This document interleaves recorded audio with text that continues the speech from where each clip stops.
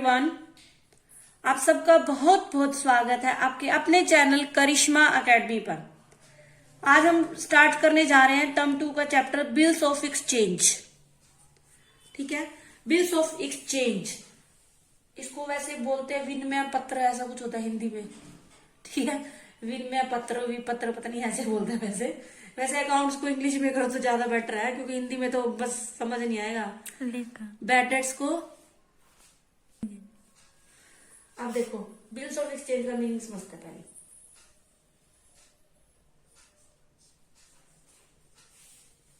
ये दो फ्रेंड है, ठीक है, राम और मोहन समझ लो। ये राम है, ये श्याम है, चलो ये समझ लो, ये सीता गीता समझ लो। ठीक है, ये क्या है, इसने क्या किया, सेल की। क्या किया इसने, सेल की, और वो भी किस पे की, क्रेडिट पे। क्रेडिट यानी उधार, उधारी पे। इसने क्या किया, इसको सेल की, किस पे की, क्रेडिट पे, ठीक, उधार पे। और श्याम ने बोला कि मैं क्या करूंगा, 2 मंथ बाद आपको पेमेंट करूंगा, 2 मंथ बाद पेमेंट करूंगा। श्याम ने ये बोला राम को। ठीक है, ठीक है। राम 2 मंथ के मतलब आफ्टर 2 मंथ्स ही वेंट टू श्याम। राम ने क्या किया, 2 महीने के बाद, जब यानी पेमेंट का टाइम आया तो ये लेने गया। ठीक है, राम के पास। राम ने बोला कि मेरे पैसे। श्याम बोला तू कौन है, मतलब कि क्या किया, ऐसे क्या, तो मना कर दिया पैसे देने से। ठीक है, तो इसने गाना गाया कि दोस्त दोस्त ना रहा। ठीक है, तो इसने क्या किया, मतलब आप ऐसे कह सकते हो, इसने क्या किया, अब ये समझदार हो गया है। अब क्या करने लगा, ये रिटर्न में लिखने लगा।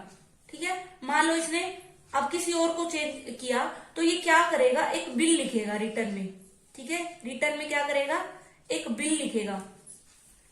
यही मान लो इसने दोबारा से शाम को किया, या और कोई और नहीं ले लो, यहाँ पे सीता को किया। ठीक है, तो उसने क्या किया, सेल क्रेडिट की दोबारा। अब इसने भी यही बोला कि मैं 3 महीने बाद पेमेंट करूंगा, लेकिन इसने क्या बोला, नहीं भाई मैं ऐसे नहीं मानता, पहले मैं बहुत बार धोखा खा चुका हूं। तो वो क्या करता है, इस पर एक बिल लिखता है। ठीक है, बिल लिखता है, उस रिटर्न डॉक्यूमेंट होता है। ये क्या होता है, रिटर्न डॉक्यूमेंट या बिल कह लो, रिटर्न। उसमें क्या रहता है, ऐसे होता है, मतलब ऐसे उसमें लिखा होता है बिल्स ऑफ एक्सचेंज। तो जब ये माल भेजता है ना, मतलब ये जब भी गुड्स भेजेगा उसके साथ ये भेजेगा बिल्स ऑफ एक्सचेंज। ठीक है, इसमें क्या रहेगा कि इतनी क्वांटिटी थी, इतने पर रेट से थी, इसको सेल की, पेमेंट कब होगी, वो सब लिखा रहता है। मतलब आप ऐसे कह सकते हो एविडेंस हो गया एक तरह से, कि इतने मंथ के बाद ये मुझे इतनी पेमेंट करेगा। ठीक है, तो जो वो है ना, मतलब जो बिल ऑफ एक्सचेंज है वो क्या है, एक लीगल डॉक्यूमेंट है। मतलब अब क्या है, श्याम बाउंड हो गया कि राम को इतने टाइम के बाद क्या करेगा, पेमेंट करेगा ही करेगा। ठीक है, या सीता जो भी है वो बाउंड हो चुकी है लीगली कि अब वो उसको पेमेंट करेगी ही करेगी। ठीक है, तो बिल्स ऑफ एक्सचेंज क्या है, एक रिटर्न और लीगल डॉक्यूमेंट है। तो अब जो है, एक चीज और ध्यान करना, जिसने लिखा उसके लिए तो ये क्या है, BR, क्या बोलते हैं इसको, BR, बिल रिसीवेबल। इसका फुल फॉर्म क्या हो गया, बिल रिसीवेबल। और इसके लिए क्या हो गया, BP, इसको मतलब हो गया ये बिल्स पेबल। पेज एक ही है ये, मतलब पेज एक ही है, मतलब ये जो डॉक्यूमेंट है वो एक ही है, कहीं आप समझो 2 है, एक ही डॉक्यूमेंट है। वही क्या है, इसके लिए तो बिल रिसीवेबल है, और इसके लिए क्या है, बिल पेबल है। इसके लिए क्या है, इसकी एसेट है, और इसके लिए क्या है, ये लायबिलिटी है, क्योंकि इसने क्या करना है, इसको पे करना है, इसने पे करना है। इसके लिए ये बिल पेबल है और लायबिलिटी है इसकी। और इसके लिए क्या है, ये BR है, इसकी एसेट है ये, क्योंकि इसको यहां से पेमेंट आएगी। ठीक है, एक और चीज, जो बिल लिखता है यानी जो राम है उसको क्या बोलते हैं, ड्रॉअर, DRAWER। और जो जिस पर लिखा जाता है उसको क्या बोलते हैं, ड्रॉई। ठीक है, ये था हमारा, मतलब सिंपल वे में आप कह सकते हो, ये था हमारा bills of exchange. Bills of exchange क्या है, लीगल और रिटर्न डॉक्यूमेंट है। ठीक है, इसमें 2 पार्टीज होती हैं मेन, ड्रॉअर और ड्रॉई। और क्या होता है, ये तब लिखते हैं जब क्या होता है, क्रेडिट सेल होती है, क्रेडिट सेल। ठीक है, जब क्रेडिट होती है कोई भी ट्रांजेक्शन, कोई भी नहीं, गुड्स का जब भी क्या होता है, क्रेडिट का ट्रांजेक्शन होता है तब। ठीक है, ये होता है बिल्स ऑफ एक्सचेंज। ये एक ही डॉक्यूमेंट है, इसके लिए बीआर है और इसके लिए बीपी है, इसके लिए इसकी एसेट है और इसके लिए लायबिलिटी है। ठीक है, अब देखो बिल्स ऑफ एक्सचेंज का मीनिंग क्या है। ये bills of exchange is a written order and legal order कह सकते हो आप, जो क्या करता है, बाइंड करता है किसको, वन पार्टी को, to pay a fixed sum of money to another party on demand. ठीक है, क्या है, लीगल ऑर्डर है, क्या करता है, बाइंड करता है एक पार्टी को कि वो क्या करे, पे करे फिक्स्ड अमाउंट किसको, अनदर पार्टी को, ऑन डिमांड, मतलब जब भी उसको, जब वो मांगे तो वो उसको क्या करे, एक फिक्स्ड अमाउंट का क्या करे, पेमेंट करे। ठीक है, सेकंड है, इसमें टू पार्टीज होती है, ड्रॉअर और ड्रॉई, ड्रॉअर जो लिखता है और ड्रॉई जिस पर लिखा जाता है। ठीक है, it's helpful in international trade. मैं कह रही हूँ ना, ऐसे एविडेंस होता है ये एक तरह से। ठीक है, मतलब अगर मान लो कल को वो सामने वाला पर्सन जो है मना कर देता है कि मैंने तो कोई पैसे नहीं देने, लेकिन अगर आपके पास ये डॉक्यूमेंट है तो आप क्या कर सकते हो, उस पर केस कर सकते हो। ठीक है, तो लीगल एविडेंस हो गया ये एक तरह से, तो इंटरनेशनल ट्रेड में भी क्या है, हेल्पफुल होता है। ठीक है, अब देखो जो हमारा नेक्स्ट है वो क्या है,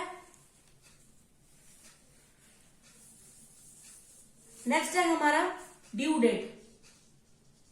बिल लिख दिया, अब है ड्यू डेट। ड्यू डेट का मतलब क्या है कि पेमेंट कब होगी। ठीक है, इसका मतलब क्या है, पेमेंट कब होगी, या आप ऐसे कह सकते हो पैसा कब मिलेगा या पेमेंट कब होगी। ठीक है, कब होगी, इसमें क्या होता है, तीन डेज का क्या होता है, ग्रेस मिलता है। 3 डेज का क्या मिलता है, ग्रेस मिलता है।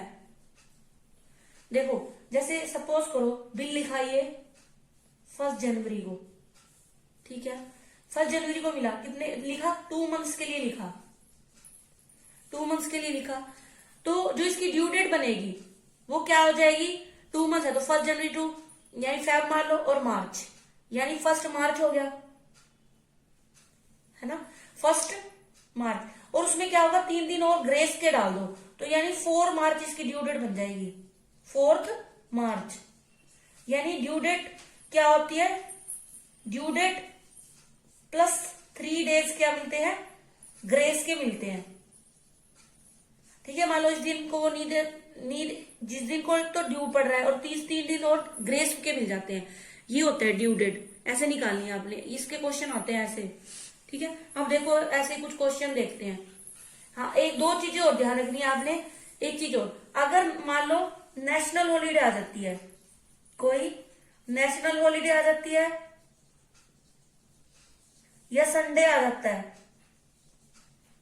नेशनल हॉलीडे में क्या क्या माना जाता है, जैसे हमारा 15 अगस्त हो गया यानी इंडिपेंडेंस डे, 26 जन हो गया रिपब्लिक डे, और 2 अक्टूबर मान लो, और ये संडे, इनको क्या बोलते हैं, मतलब संडे नेशनल तो ये हॉलीडेज होगी और प्लस संडे। इसमें क्या होता है, एक दिन पहले वो करती है, पेमेंट कर देते हैं, एक दिन पहले पेमेंट होती है। क्यों होती है, ये डेज हमें पता है। ठीक है, कि आ सकते, मतलब ये डे है तो इस दिन छुट्टी होती है, छुट्टी वाले दिन तो पेमेंट होती नहीं, तो क्या करना है, एक दिन पहले करना है। मान लो किसी की ड्यू डेट पड़ेगी ग्रेस डे ऐड करके 15 अगस्त, तो किस दिन पेमेंट होगी, 14 अगस्त को हो जाएगी, यानी एक दिन पहले पेमेंट होगी वो। ठीक है, एक होती है नेशनल हॉलीडे और एक होती है इमरजेंसी हॉलीडे।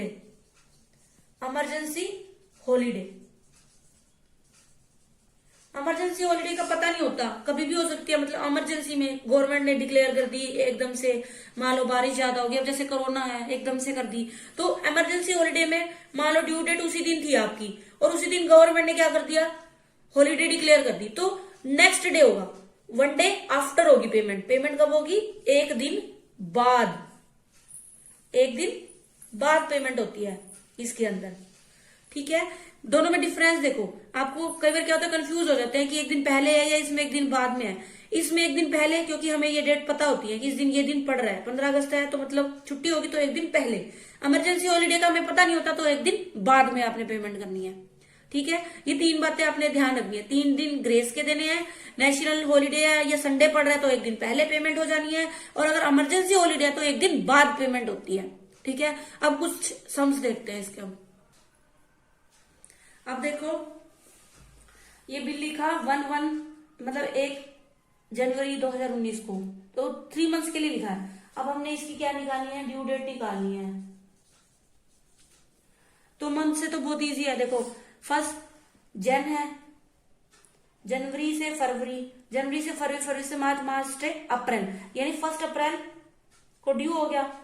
प्लस इसमें 3 डेज और जोड़ दो ग्रेस के, तो 1 2 2 3 4, ठीक है, यानी क्या हो जाएगा 4 अप्रैल 2019, ठीक है। अब देखो 15/6/2019 को है और 2 मंथ्स का बिल है ये, इसमें 2 मंथ्स का बिल है। तो 15 से 15 जून है, तो 15 से 15 जुलाई, 15 जुलाई से 15 अगस्त, और उसके अंदर 15 अगस्त हो गया, प्लस कर दो इसके अंदर 3 डेज ग्रेस, 16 17 18, तो यानी कितना हो जाएगा 18 अगस्त 2019, ठीक है। 15 से देखो जून से जुलाई, जुलाई से अगस्त, 15 अगस्त प्लस 3 दिन ग्रेस के जोड़ के कितना हो गया 18 अगस्त को हो जाएगा।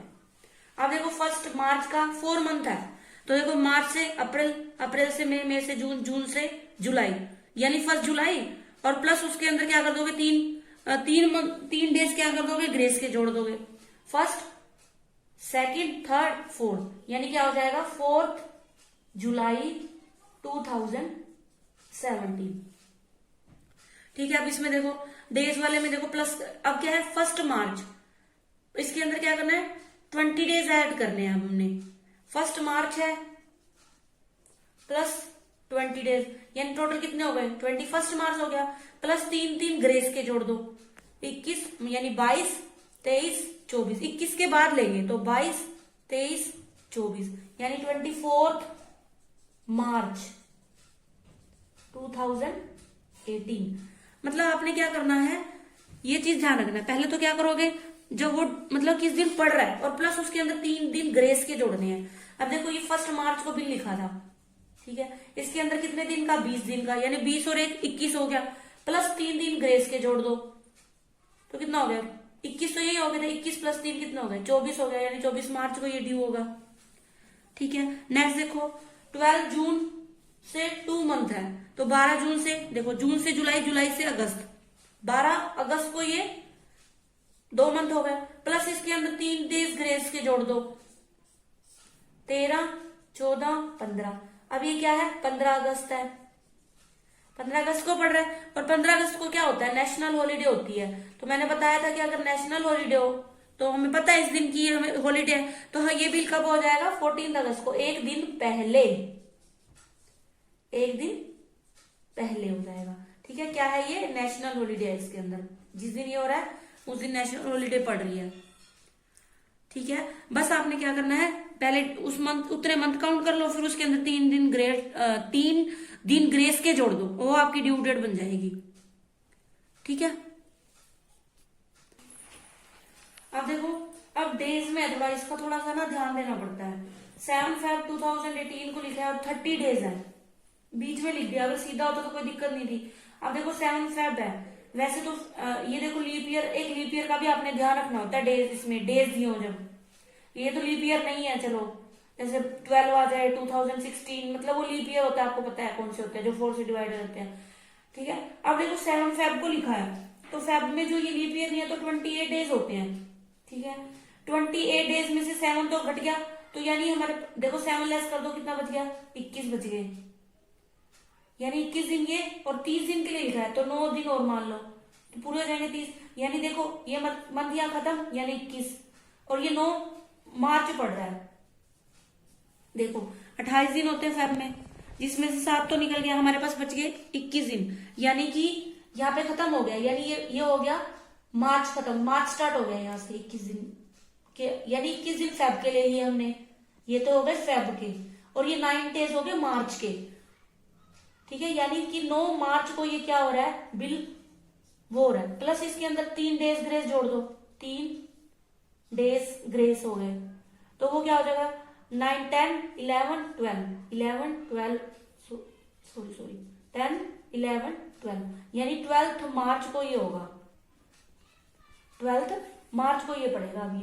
12 मार्च 2018, ठीक है। डेज में थोड़ा सा ध्यान रखना है आपको, लीप ईयर का भी ध्यान रखना है, अगर सपोज करो यहाँ पे लीप ईयर होता तो इसमें हम 28 की जगह 29 डेज काउंट करते फेब में।